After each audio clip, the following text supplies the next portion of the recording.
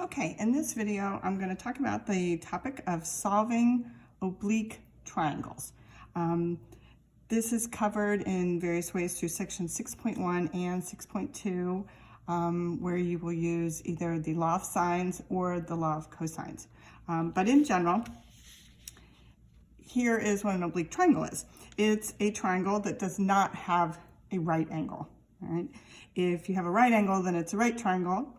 And you can use SOHCAHTOA definitions to work with the triangle. So we're focusing on ones that don't have a right angle.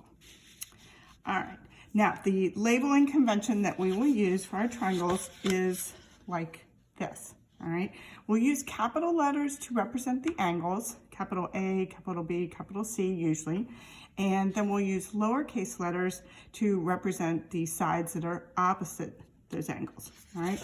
So, for example, for angle A, the opposite side will be lowercase a. For angle B, lowercase b, all right? And we are talking about the measurements of these. And typically we're measuring the angles in degrees. All right, now,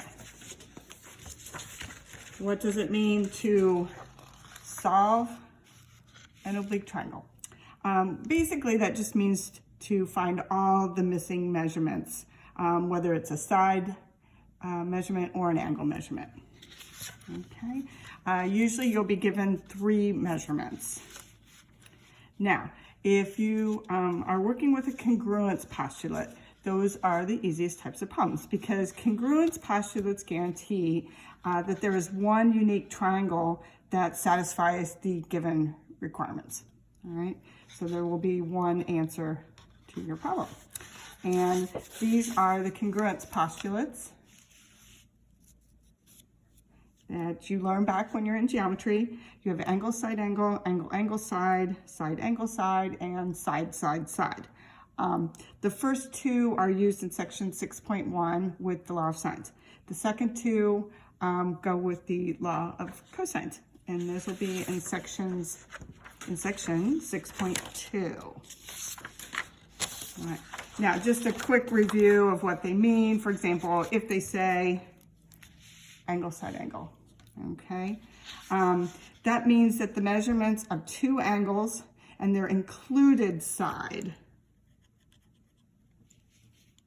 are given, all right? So, for example, this triangle right here, okay?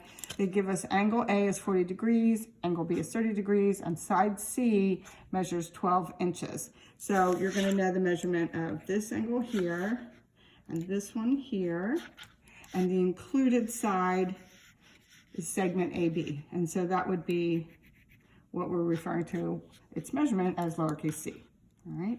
That's angle, side, angle.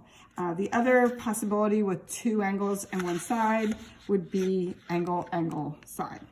And then the measurements of 2 angles and a non-included side are given.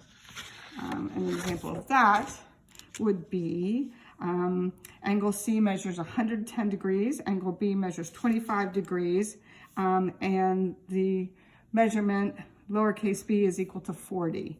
So we've got this angle here, angle C, and then we've got angle B here, and the included side would be lowercase a. So they didn't give us that, they gave us lowercase b. Okay, they could have also given you lowercase c, and that would have been also an example of angle, angle, side. All right, so these 2, you will use the law of sines. All right.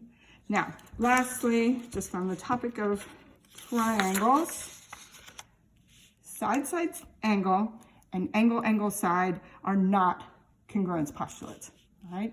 If they give you the measurements of all 3 angles, you actually cannot determine any of the side lengths from just that alone, because that's a similarity postulate. It's not a congruence postulate. Side, side, angle can lead to 3 different possibilities, and I will talk about that in a different video.